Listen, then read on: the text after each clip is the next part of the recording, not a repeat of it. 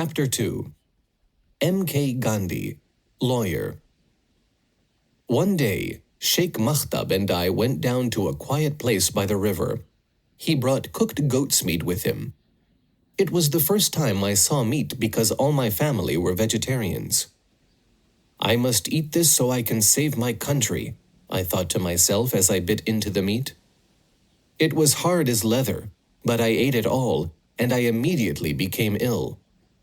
That night I had a nightmare. I dreamed a live goat was crying inside my stomach. But I decided I must continue to eat meat. So every few weeks I met Sheikh Makhtab in secret places. He brought meat dishes and I began to enjoy them more and more.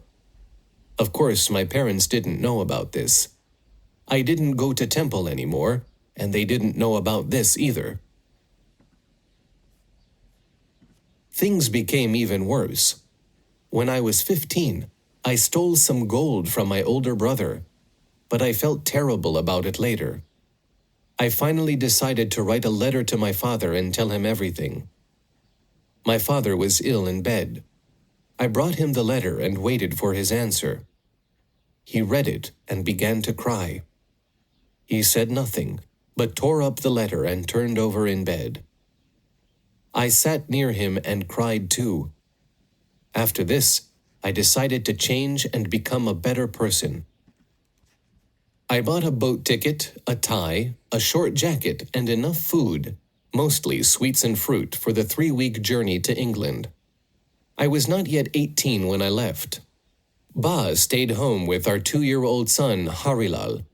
It was very hard to say goodbye to them. In England, my new university friends all ate meat. There were no other vegetarian students there. If you don't eat meat, you'll destroy your health, they explained. It'll also be difficult to become part of English society. I said nothing, but I kept my promise to my mother. I tried to adapt to my new life and become a real English gentleman.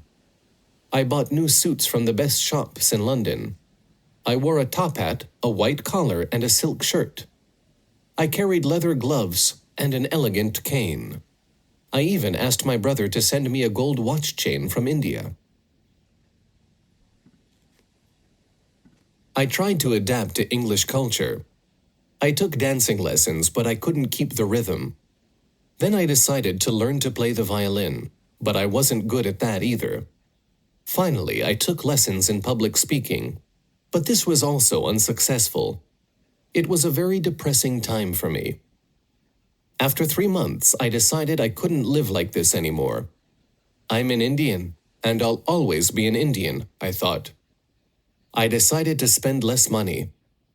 I noted very carefully all my expenses for food, clothes, stamps, bus fare, newspapers, and books. I lived with a family for some time, and then I took a room about half an hour's walk from the university. I walked 7 to 10 miles a day. This way I saved money on buses and also got some exercise. I cooked my own breakfast of cereal and hot chocolate. For lunch, I went to my favorite vegetarian restaurant. Dinner was bread and hot chocolate. I became a member of a vegetarian club and began to change my diet even more. I didn't eat sweets, eggs, or any food made from eggs anymore. I began to write articles for a magazine called Vegetarian. This helped me to improve my English and also gave me more confidence. I met some religious men and began to read the Bible and Hindu religious books. Slowly, I began to develop my ideas about nonviolence. I later taught these ideas to all of India.